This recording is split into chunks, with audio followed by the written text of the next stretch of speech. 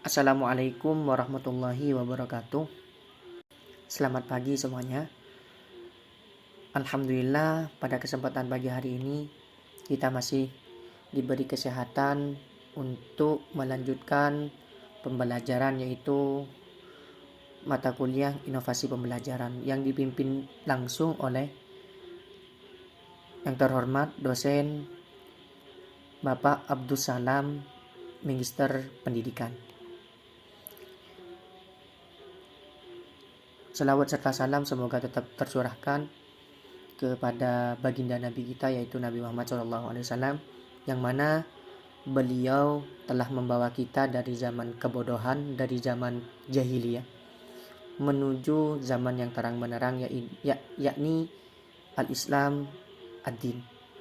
Saya sebagai moderator perwakilan dari kelompok 6, di mana anggota saya yaitu saya sendiri atas nama Muhammad Rosek dengan NPM 248810022. Yang kedua, Amalia Fitriani dengan NPM 24888111006. Baik teman-teman, atas persingkatnya waktu, saya lanjut ke materi, yaitu tentang bahan ajar. Apa sih bahan ajar itu? Bahan ajar adalah bahan atau materi pelajaran yang disusun secara sistematis, yang disusun secara rapi, baik, dan sudah teruji, yang digunakan guru dan siswa dalam proses pembelajaran. Itu yang dinamakan bahan ajar. Pertanyaannya sekarang, apakah buku-buku pelajaran yang dijual di pasaran bebas dapat dikategorikan sebagai bahan ajar? Dan apakah program-program video ataupun audio yang banyak ditayangkan di radio itu juga termasuk bahan ajar? Baik, saya jawab.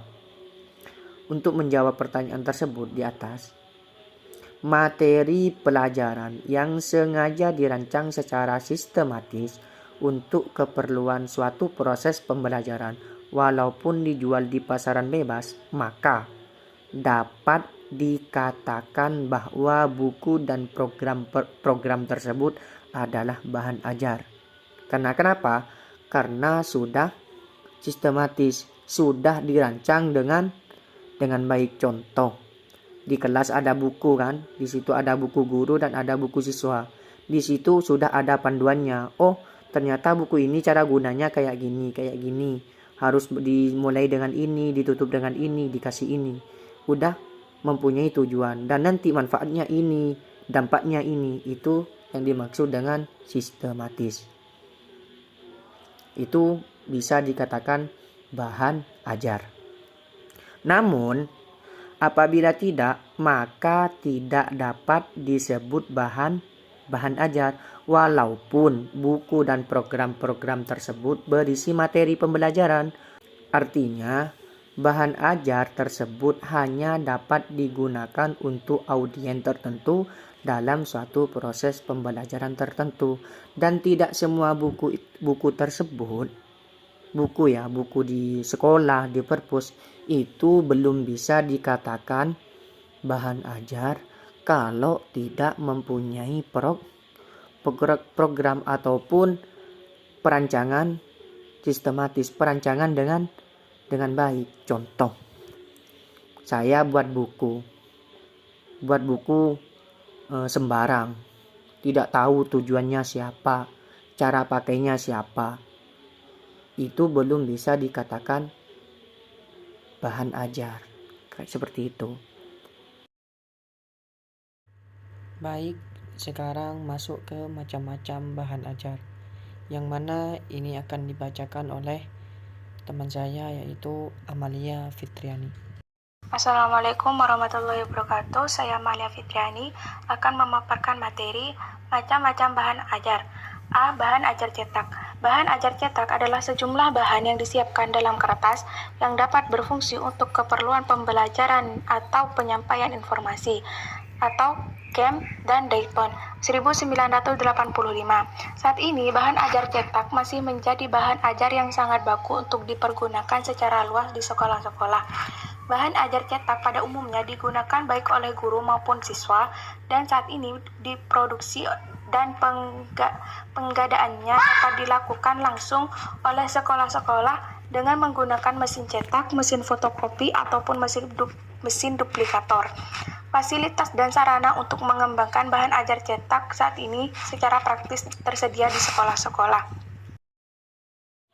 Yang kedua yaitu bahan ajar non cetak. Kalau yang pertama tadi cetak, yang sekarang non cetak. Dalam beberapa tahun terakhir ini, berbagai jenis bahan ajar non cetak untuk keperluan pembelajaran tersedia di pasaran dalam jumlah yang terus meningkat dari tahun ke tahun. Di antara jenis bahan ajar non cetak ini, di antaranya adalah bahan ajar berbentuk program audio atau display, model, overhead, dan video, dan bahan ajar berbentuk komputer. Banyak sekarang bahan ajar yang non cetak.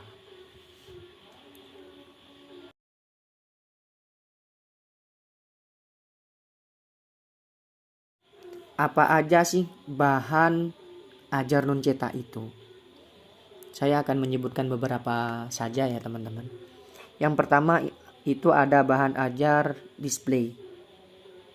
Jenis bahan ajar display itu agak berbeda dengan sifat dan karakteristiknya dengan jenis bahan ajar cetak maupun non cetak, karena isinya meliputi semua materi tulisan ataupun gambar yang dapat ditampilkan di dalam kelas.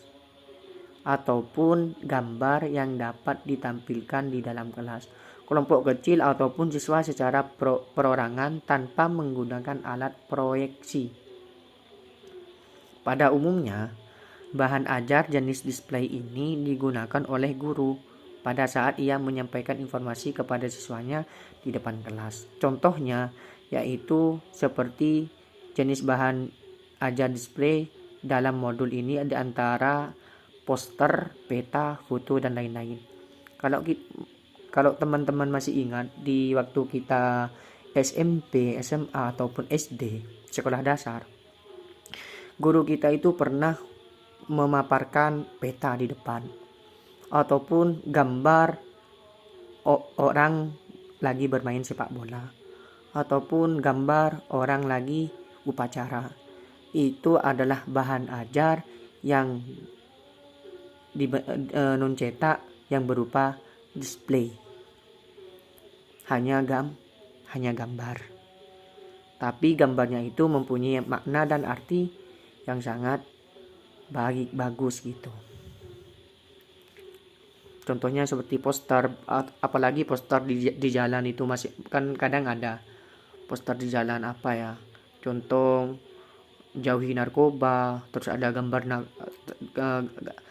gambar orang ditangkap atau gambar narkoba kayak apa, kayak gitu. Yang lebih jelasnya itu peta gitu teman-teman. Nah, ini adalah gambar display. Itu ada, anggap itu orang lagi bertapa ataupun bersilat ataupun lagi periksa. Itu kayaknya 2 orang itu lagi periksa, dokter sama pasiennya. Itu teman-teman.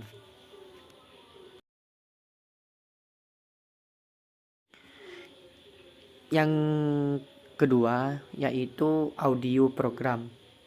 Audio program adalah sistem yang menggunakan sinyal radio secara langsung yang dapat dimainkan atau didengar oleh seseorang atau sekelompok orang. Namun, guru kadang memandang remeh kontribusi suara, musik, dan kata-kata yang diucapkan dalam proses pembelajaran. Suara, musik, dan kata-kata dapat digunakan untuk pengajaran langsung, terutama untuk pengajaran bahasa. Gini itu teman-teman. Kalau waktu kita di zaman SMA ya, itu kan ada UN ataupun ujian di mana kadang bahasa Inggris. Maksudnya itu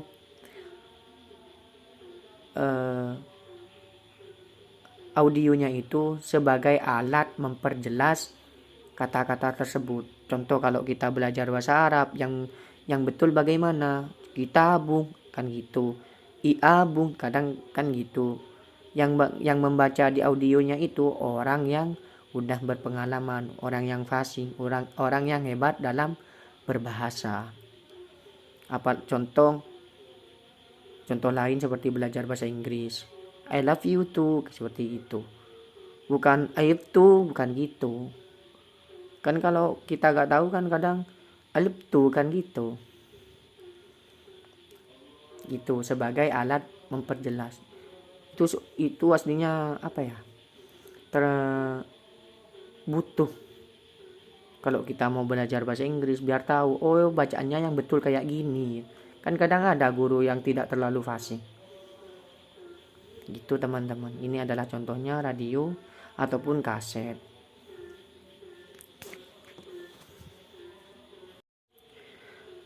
Mohon maaf teman-teman, ini angka bukan nomor 4 ya, nomor 3. Yaitu nomor 3 video ataupun televisi.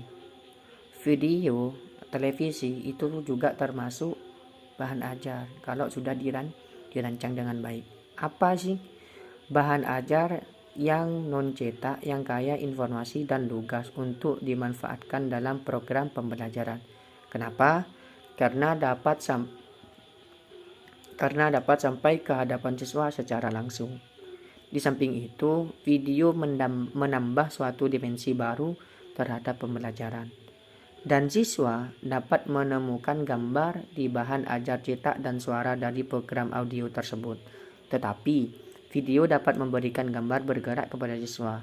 Di samping itu, suara yang menyertai sehingga siswa merasa seperti berada di suatu tempat yang sama dengan program yang ditayangkan video. Sedangkan yang termasuk kategori video adalah segala sesuatu yang memungkinkan sinyal audio dapat dikombinasikan dengan gambar bergerak secara sekuensial gitu teman. Maksudnya contoh video ataupun televisi yang mempunyai pembelajaran itu bisa termasuk bahan ajar kalau sudah dirancang dengan baik, sistematis. Gitu. Maksudnya itu ya contoh ada film mahasiswa yang agak tidak pintar, agak tidak tahu gitu maksudnya. Bukan gendeng ya, atau bukan goblok, tapi tidak tahu, masih belum tahu. Di situ dihina sama mahasiswa lainnya. Itu kan mempunyai pelajaran sangat berarti bahwasannya sesama manusia ataupun sesama mahasiswa kita tidak boleh saling menghina ataupun mengejek. Karena kenapa? Kita sama mereka sama-sama ingin belajar dan ingin menuntut ilmu. Contohnya gitu teman-teman. Ataupun ada film televisi yang isinya itu contoh yang film pembelajaran seperti Upin Ipin. Di situ kan banyak pembelajarannya. Belajar untuk sabar. Seperti Upinnya itu. Gimana Upin Ipin sampai dinyanyikan sama anak-anak SD. Kan kadang anak-anak SD bernyanyi Upin dan Ipin tak lem jerajeng gitu. Kak Ros larajeng tak lem alakeng. Opang latuang tak kelem mateng. Upin dan Ipin pilema santre. Karena apa? Karena Upin dan Ipin itu mempunyai tokoh dan peran yang sangat kuat. Contoh, di filmnya Upin Ipin yang jualan ayam goreng siapa? Pasti Mail. Makanya Mail terkenal dengan ayam gorengnya. Terus Ipin terkenal dengan betul Betul-betul. Betul yang gitu. Kalau nggak salah ya. Ihsan terkenal dengan sifat sombongnya. Itu kan mempunyai makna dan arti masing-masing. Fizi yang suka nangis. Itu mempunyai peran yang sangat kuat.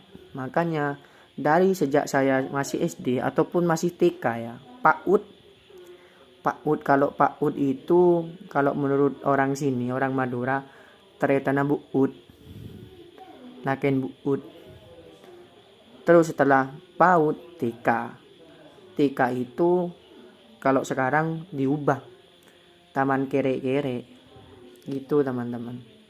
Karena mereka masih kecil dan rentan. Itu maaf ya teman-teman, agak menyimpang sedikit. Itu contoh video dan televisi. Kalau sudah mempunyai pendidikan, pelajaran yang sudah disusun dengan itu kan Upin Ipin disusun dengan matang itu. Yang tujuannya siapa, korbannya siapa. Kan korbannya kalian yang kadang lihat Upin Ipin di waktu masa TK, PAUD, SD. Berarti mereka sukses gitu. Lanjut teman-teman. Yang nomor 4, ini nomor 4 ya teman. Ini nomor 4 ya teman-teman, maaf. Keliru. Biasa kan kita ini manusia. Manusia ini sudah mempunyai gelar. Sebelum lahir pun sudah mempunyai gelar. Apa gelarnya? Al-insan mahallul khoto wa nisyan. Bahwasannya manusia itu memang sifatnya itu salah dan lupa. Ayo saya nanya sama kalian. Kalian di sini yang benar terus siapa? Ada? Gak ada. Gak ada kalian yang benar terus. Bahkan ada yang benar disalahkan. Pertanyaan yang kedua, apakah ada di antara kalian itu yang gak pernah lupa? Selama hidup sampai sekarang gak pernah lupa? Ada? Gak ada. Karena apa? Itu adalah sifat asli manusia. Makanya kalau kalian mempunyai teman salah, teman lupa, ya wes, berarti itu persis manusia itu bisa disebut manusia. Kalau kalian ingin mempunyai teman yang jarang lupa, jarang salah, ya berteman dengan malaikat. Malaikat itu murni tidak ada salahnya.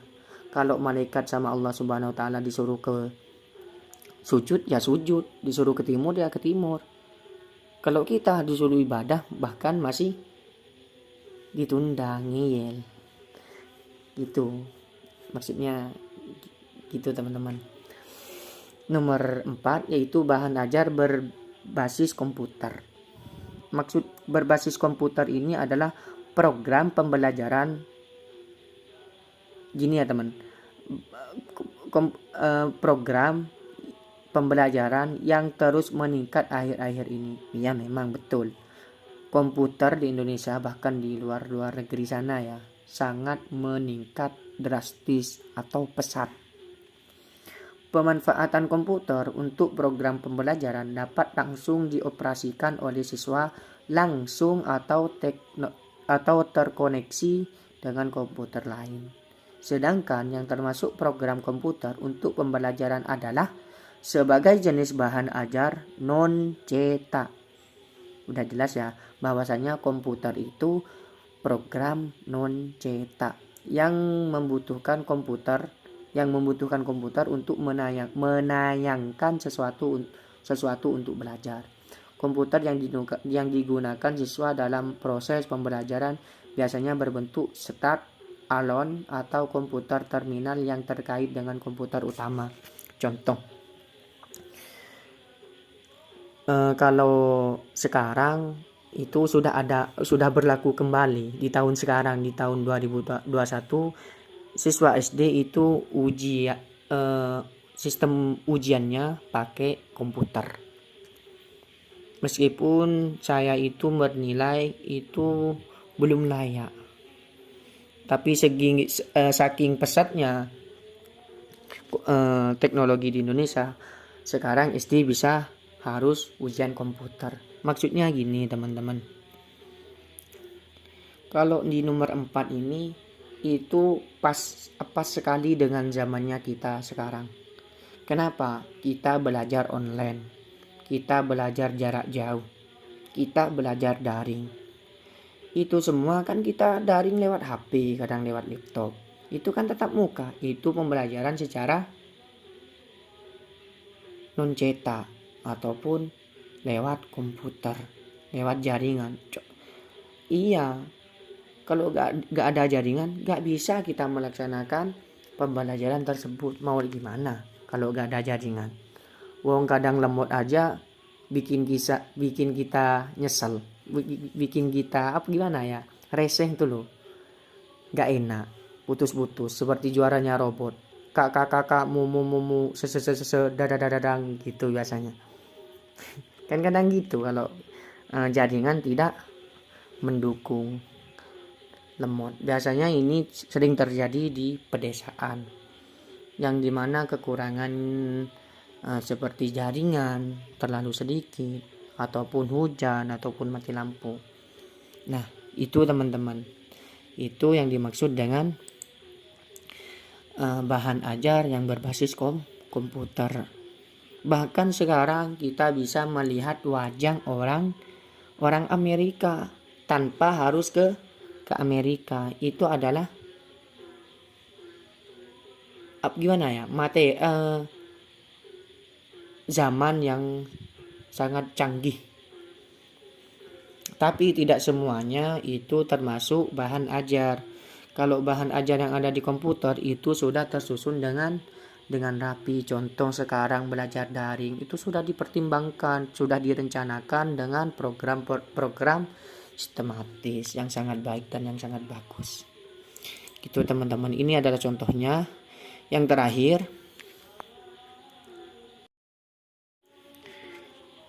terakhir yaitu peranan bahan ajar. Bahan ajar sangat penting. Artinya bagi guru maupun siswa dalam proses pembelajaran. Tanpa bahan ajar akan sulit bagi guru untuk meningkatkan efektivitas pembelajaran. Oleh sebab itu, bahan ajar dianggap sebagai bahan yang dapat dimanfaatkan baik oleh guru maupun siswa sebagai salah satu instrumen atau penunjang untuk memperbaiki pembelajaran. Betul, maksudnya gini tuh. Kalau kita ngajarin siswa atau ngajarin murid ataupun ngajarin orang yang ingin belajar, kalau tidak memakai bahan ajar itu kurang. Bukan kurang 50% ya, kurang banget. Karena apa? Bahan ajar itu sebagai penunjang, pendorong yang sangat penting bagi mereka. Contoh, kalian ngajarin matematika tanpa ada buku panduan dan tanpa mereka bahan ajar. Kalian tulis anak-anak 1 tambah 1 2 ya gitu. Kan mereka belum mendapatkan ilmu dasarnya dulu. Harusnya mereka harus tahu dulu. Ini 1 nak, dan ini lambangnya tak penjumlahan. Kalau sesuatu dijumlah berarti tambah banyak. Gitu dijelaskan dengan detail. Dikasih buku dulu panduannya. Gitu. Kan mereka jadinya mempunyai ilmu dasar. Oh, 1 kayak ini, berarti ini penjumlahan, berarti 1 kalau dijumlah jadi banyak, 1 tambah 1 berarti menjadi 1 ya 2 kan gitu. Kalau kalian cuma mendengar ini 1, kok bisa 1 Pak, apa itu 1, gimana? Makanya harus ada penunjang, harus ada bahan ajarnya seperti labul, RPP, itu harus. Jangan kita menjadi guru itu asal-asalan. Gitu. Contoh lain, kalian ngajarin peta. Nah, petanya Indonesia itu segini dari Sabang sampai Merauke. itu tidak sempurna kalau tidak ada bahan ajarnya. Coba sama kalian kasih peta. Nah, ini gambarnya peta Indonesia. Di sini itu Madura, dan di Madura paling ujung itu Bangkalan. Kan lebih oke, lebih masuk sama anak-anak. Seperti itu. Itu yang dimaksud dengan peran penting bahan ajar. Sangat penting ya. Sangat penting, bahkan saya itu 90% kalau tidak ada bahan ajar itu tidak mantap. Kurang banget gitu. Masih kurang, sangat kurang. Gitu teman-teman. Tadi peranan penting. Sekarang nomor A yang pertama. Peran bahan ajar bagi guru. Apa sih gunanya bahan ajar bagi guru? Menghemat waktu guru dalam mengajar. Dengan adanya bahan ajar dalam berbagai jenis dan bentuknya, waktu mengajar guru dapat dipersingkat. Artinya, guru dapat menugaskan siswa untuk mempelajari terlebih dahulu materi yang akan diajari serta meminta mereka untuk menjawab pertanyaan-pertanyaan yang ada di bagian terakhir setiap pokok bahasan. Gitu.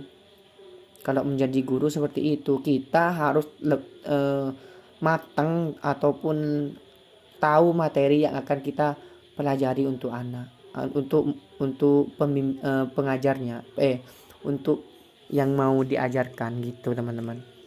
Contoh, kalian ingin mengajar tentang peta, ya sampean itu harus tahu terlebih dulu peta itu kayak apa, sama kalian pelajari dulu, oh gini ya, nanti berarti sesuanya gini kan. Kalau buku guru pasti ada panduannya, itu di depan itu pasti ada panduannya. Itu yang dimaksud dengan bahan ajar, ada panduannya. Ketika buku itu dipegang siapapun, mereka tahu untuk menggunakannya gitu. Bahkan kalau mempunyai, gak asal-asal mengajar, sudah dirancang dengan program yang baik gitu teman-teman. Makanya bahan ajar itu berperan penting bagi guru juga, bagi siswa juga, sebagai pendorong.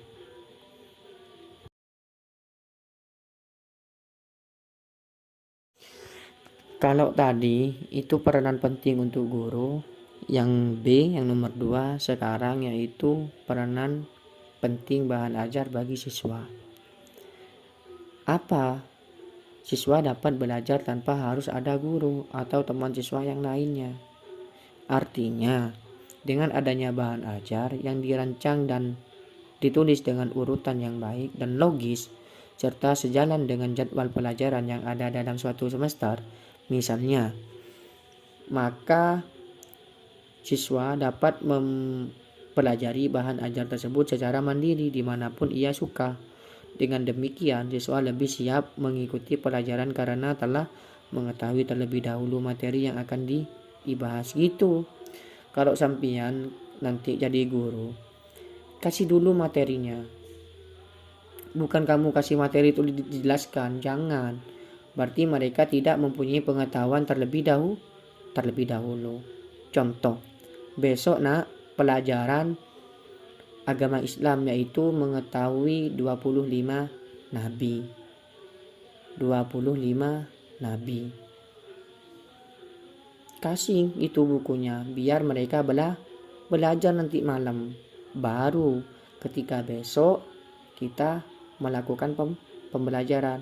Mereka siswanya yang tadi itu sudah mendapatkan ilmu yang di bukunya itu, sudah mendapatkan pengetahuan meskipun sedikit. Sama kalian nanti diperjelas, dijelaskan kembali, dimatangkan kembali. Hafalannya anak-anak, hafalan sekarang 25 nabi yang wajib kita ketahui. 1 nabi apa? 1 nabi Adam, 2 nabi Idris, sampai 25. Tapi seumpamanya mereka gak mampu, sedikit-sedikit. Sekarang 5, besok 5. Atau sekarang 10, besok 10 gitu. Jangan semuanya sekarang 25 ya hafalan semua, hancur. Kalau siswanya mampu gak apa-apa, tapi kalau SD kan masih rentan, belum 100% pemikirannya. Itu maksudnya mengingatnya tuh loh, masih harus sedikit-sedikit diasupi, secara sedikit-sedikit kasih materinya, sedikit-sedikit, jangan diasupi semua. 25 nabi dihafalkan sekarang semua, ya gak enak, beban buat mereka. Sedikit-sedikit loh, hafalan 10, 5 gitu. Gitu maksudnya, peranan penting bagi siswa. Makanya kalau ngajar harus mempunyai bahan ajar terlebih dahulu. Makanya biasanya guru SD itu harus mempersiapkan RPP ataupun labul. Apa RPP ataupun labul tersebut? Itu panduan ketika kita mau ngajar. Bukan asal-asalan nak. Semuanya udah tertata rapi oleh pemerintah. Kita ngajarnya gini. Kalau cocok diikuti, kalau gak cocok gimana mereka bisa mendapatkan pelajaran dengan baik. Kadang materi kurikulum 2013 itu tidak sesuai, kadang tidak sesuai di sekolahan tertentu. Mungkin faktor siswanya yang agak lemot ataupun gurunya yang tidak bisa menjalankan program kurikulum K13 itu banyak. Kalau menurut Pak Alam yang kemarin itu, kalau di Surabaya K13 itu berjalan dengan lancar, bahkan bisa dikatakan 100%. Tapi kalau di desa, saya bilang itu 50% itu gak ada, karena tidak sesuai dengan anaknya, muridnya. Kadang gurunya pun tidak tahu. Masa kelas 1 disuruh nyanyi ke depannya, gak bisa, malu. Wong anak SD itu rasa malunya itu lebih tinggi dari rasa kefokusannya. Beda dengan anak SMP ataupun SMA. Gitu ya teman-teman. Kurang lebihnya saya mohon maaf. Mungkin materi pada kesempatan hari ini. Tinggal kesimpulan pembelajaran hari ini, yaitu tentang bahan ajar. Yaitu bahan ajar adalah bahan-bahan atau materi pembelajaran yang disusun secara sistematis, yang digunakan guru dan siswa dalam proses pembelajaran. Bahan ajar dikelompokkan menjadi 2, bahan ajar cetak dan bahan ajar non-cetak. Bahan ajar dapat berperan bagi guru dan juga dapat berperan bagi siswa. Bagi guru, bahan ajar dapat berperan menghemat waktu guru mengajar, mengubah peran guru dari satu-satunya sumber informasi di kelas menjadi fasilitator. Dan C, membantu proses pembelajaran menjadi lebih efektif. Itu peranan bagi guru. Saya nambahin sedikit, tidak semua buku ataupun yang lainnya itu termasuk bahan ajar ya. Yang dimaksud dengan bahan ajar yang sudah dirancang. Kalau seumpama sampean membuat buku asal-asalan tanpa ada panduan cara memakainya gimana, sama kalau sampean membeli mobil dulu, kan harus ada buku panduannya. Itu dimaksud bahan ajar. Cara menjalankan mobil, starter, terus kuplin ditekan, diinjak, terus gas diinjak dan dimasukkan ke gear 1 dan lepaskan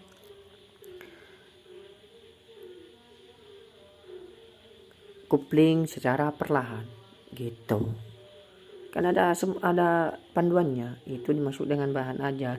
Yang tidak ada program dan panduannya itu bukan termasuk bahan ajar, karena tidak mempunyai program. Itu teman-teman. Baik teman-teman, Mungkin pembelajaran hari ini cukup sekian dari kelompok 6. Saya yakin PPT dan makalahnya yang kami buat itu jauh dari kata sempurna. Tapi itu semua sudah kami kerjakan semaksimal mungkin, sebagus-bagus mungkin. Tapi apalah daya, kekurangan itu berasal dari kami dan kebenaran itu berasal dari Yang Maha Kuasa. Semoga pembelajaran hari ini mendapatkan manfaat, ridho dan berkah dari Allah Subhanahu wa taala, supaya dan agar kita nanti untuk kedepannya menjadi orang yang lebih baik dan dikumpulkan dengan orang yang baik pula. Untuk dosen pembimbing, saya ucapkan terima kasih banyak atas waktunya, atas bimbingannya pula. Kurang lebihnya kami kelompok 6 mohon maaf. Bagi siswa yang belum paham, mahasiswa yang belum paham, silakan bertanya di grup WA. Saya kasih pertanyaan. Akhirul kalam. Mungkin hanya ini yang dapat saya sampaikan. Mohon maaf teman-teman. Akhiran, subhanakallahumma wa bihamdika asyhadu an la ilaha illa anta astaghfiruka wa atubu ilaik. Assalamualaikum warahmatullahi wabarakatuh.